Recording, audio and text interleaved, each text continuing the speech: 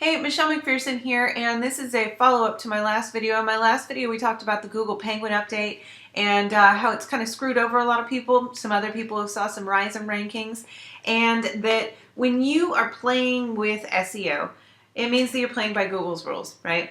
And that as a person engaging in SEO, you've got to take personal responsibility for the fact that you are kind of handing your fate over to another company. We're happy when Google makes algorithm changes that raise our site up in the rankings. We're unhappy when those algorithm changes put us lower in the rankings. But either way, it's up to us whether we want to play or not, isn't it? I did get a couple of comments on that video or emails that said, okay, Michelle, great. Thanks for that. And what do we do going forward about Penguin, right? Well, here's the thing. Anybody who tells you that they know what to do going forward about Penguin and that they've got the formula for you, they're full of shit. Nobody knows what to do going forward about Penguin. We haven't had the time to run the tests and be able to see definitively that yes, this hypothesis that I have is the answer. Now, there's plenty of folks out there, don't get me wrong, who are looking at the sites that they own, who are saying, you know what? I'm seeing that a lot of my sites that lost a lot of rankings are one that had a higher percentage of exact match anchor text, and maybe that's a signal that Penguin's looking at, and maybe going forward we should cut down on exact match anchor text, right? Those are hypotheses, and there's lots of people who are putting forward their hypotheses on what could be the signals that are negatively affecting sites with Penguin. I'm not talking about people who are putting forward hypotheses, who are saying, you know what, this is what I've observed, and we need to look into this further. Those people aren't the people that I'm talking about. Those people aren't the people that I'm saying are full of shit, and those people aren't the people that I'm saying that you need to stay away from. I'm saying that the people who are already publishing, like, you know, postpandarecoveryguide.com kind of crap, stay away, right?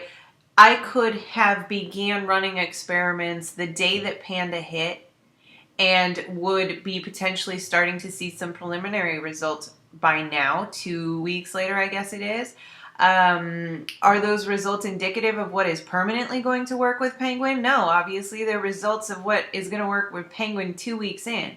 Also keep in mind, so hold on, let me back up. So obviously no one has definitive answers as to what is working with Penguin because we're only 2 weeks into Penguin and no one can say yet what these long-term strategies need to or should be. There's another side of the fence that just says, oh, well, if you just do everything white hat, then you won't have these problems in the first place. And I think that we know that that isn't entirely true. White hat sites get hit all the time, not just by Penguin, but by other updates. Google makes mistakes. The algorithm isn't perfect, and being white hat is not always the answer that's going to solve all of the problems for you, right? And we also know that a lot of the results that Google is showing right now are really, really, really shitty. They're like, you know, Blogspot blogs with one page of content ranking at the top, or the middle of the page for Viagra was one example given to me, at the top for a keyword phrase like make money online, stuff like that.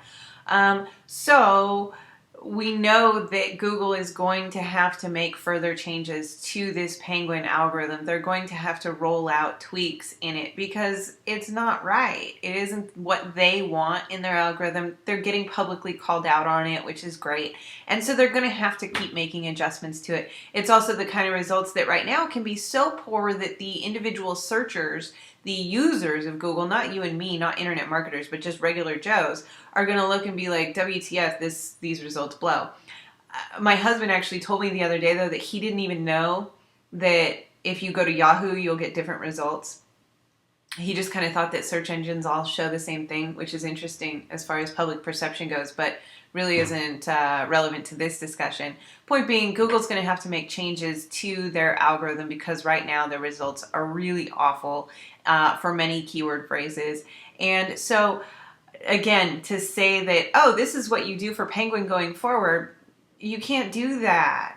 Number one, we don't know. We don't have definitive results yet. There hasn't been enough time. And number two, what we see, the iteration of Penguin that we're seeing right now is not the iteration of Penguin that is going to be around in a month or in 2 months, and certainly not in 6 months. So hold your horses, folks.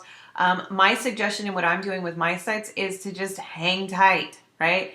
I'm not doing any specific link building right now.